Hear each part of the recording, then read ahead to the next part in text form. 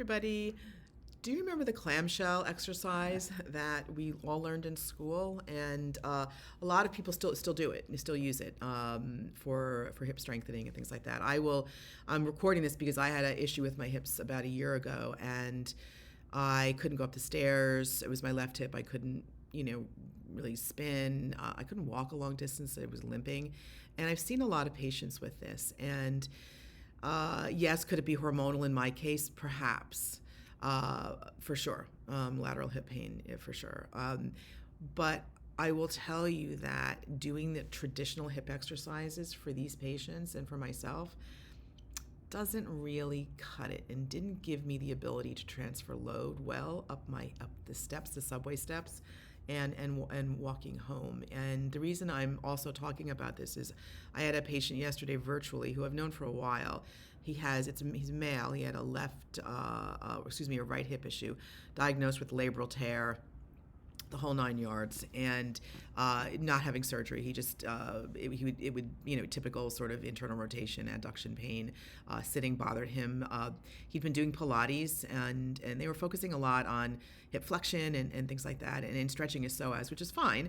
But he was extremely weak in his right hip, and I do believe in his case, his driver is his hip. And once again, this was virtual, and I've treated him before. But what I started doing with him and what I did with myself is I started giving him exercises in hip extension. So for me, it was my left hip. I lay on my right side, and I literally just put my top leg back in hip extension and turned my left foot up into a little bit of external rotation and did teeny isometrics, or just literally lifted my leg a millimeter off the ground, and I could barely lift it. I was mortified. And I did it on the opposite side, and it was obviously much easier. So I think we tend to strengthen hips and flexion a lot, and I don't think that's a bad idea to start, but I don't do it that much anymore, okay, unless I'm having them up on the wall in a tabletop position, which is what I talked about in another video. But I do try in hip extension. So lying, let's say for this patient, it was his right side, had him lie on his left knee into chest, right, to protect the back, head on a pillow, right leg on top, bring that whole right hip into extension, and try not to compensate by rolling backwards, and turn the foot up just a little to get that external rotation, just a teeny bit, and then lift very, very small. And you could also do it against the door. Susan Clinton, my podcast co-host, does it this way. She has people stand in a doorway and push their heels into the doorway for hip extension and isometrics that way. That's also a fantastic idea.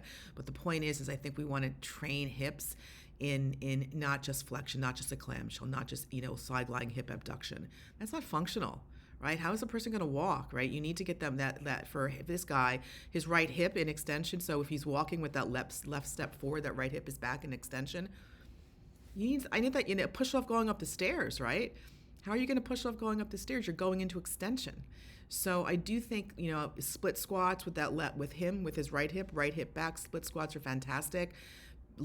Backwards lunges, things like that, versus just doing, your typical traditional, straight leg raise and side and clams and, things with the hip inflection. I don't think you're going to get the most bang for your buck just keeping their hip inflection.